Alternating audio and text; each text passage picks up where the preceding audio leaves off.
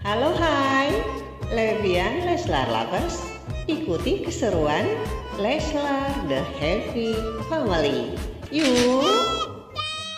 Assalamualaikum warahmatullahi wabarakatuh, dears Leslar Levian Lovers. Nonton kan tadi Amka episode 113? Ada yang sama nggak nih dengan Mimin? Campur baur perasaannya ya. Happy-nya ada, gedeknya ada, dan ada sedihnya juga di ujung acara. Suka ya melihat ekspresinya Arsy yang begitu berbahagia hanya berdua saja dengan Raja.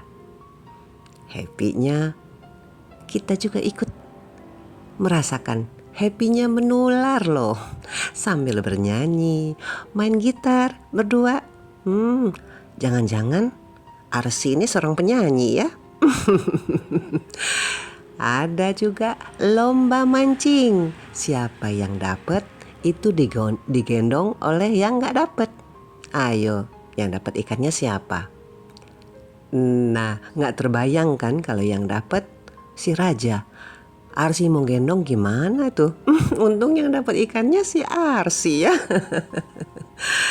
Nah, gendongin Arsy aja Rajanya sampai kecapean begitu. Modus deh pokoknya kayaknya ya. Seneng gak sih melihat pemandangannya? Ada danau, sejuk, adem ya. Jauh dari hujatan-hujatannya Tante Hanum. Malamnya ada pemandangan indah lagi. Ada lampion warna pink dan warna biru sebagai lambang cinta antara mereka berdua. Happy banget sih, seakan-akan second honeymoon ya.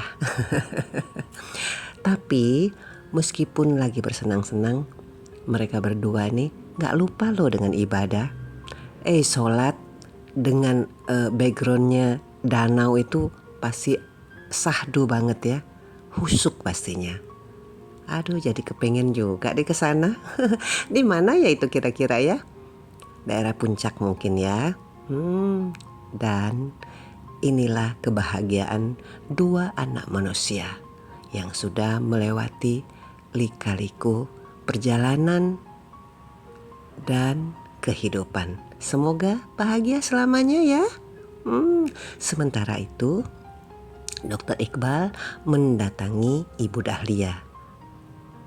Ingin berjumpa dengan Dias, tapi tidak diperkenankan oleh Ibu Dahlia.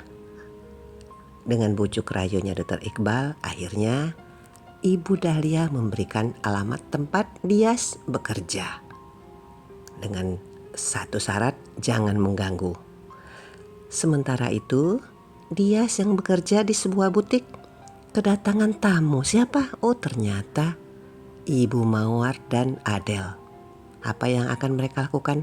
Tetap ya, kalau nggak bikin jahat namanya bukan Ibu Mawar dan Adel.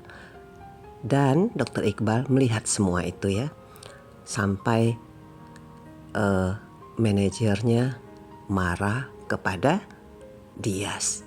Dan Dr. Iqbal memerintahkan pegawai klinik untuk membelikan pakaian yang banyak di butiknya agar Dias senang.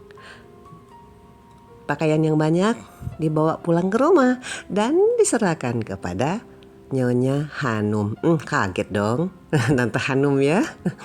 Kok ada apa ini? Pakaian-pakaiannya kok cocok banget ya. Seakan-akan itu adalah pilihan Nyonya Hanum sendiri. Tante Hanum itu pilihan calon menantumu loh. Cocok kan? Karena kalian berdua itu sama loh sebenarnya sikapnya ya. Dan ternyata Mawar dan Adel membawa kado juga untuk Tante Hanum. To the point, Tante Hanum menyatakan kalau dia tidak suka dengan pemberian dari Mawar. Dan juga memberikan peringatan agar Mawar tidak berlaku jahat lagi. Ya, Tante Hanum mengunjungi butik selaras. Dan ternyata diikuti juga oleh Mawar dan Adele. Maksudnya apa? Tentu saja untuk melabrak Dias agar tidak lagi berpacaran dengan Dokter Iqbal. Kasihan banget sih. Sementara itu Renata bebas dari penjara.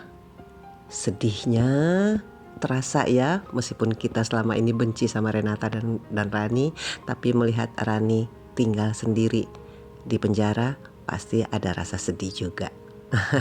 Manusiawi ya. Dan tahanan-tahanan lain pun mulai ingin membuli Rani. Dan saat acara belajar memasak, tahanan menjegal kakinya Rani hingga jatuh dan kena api.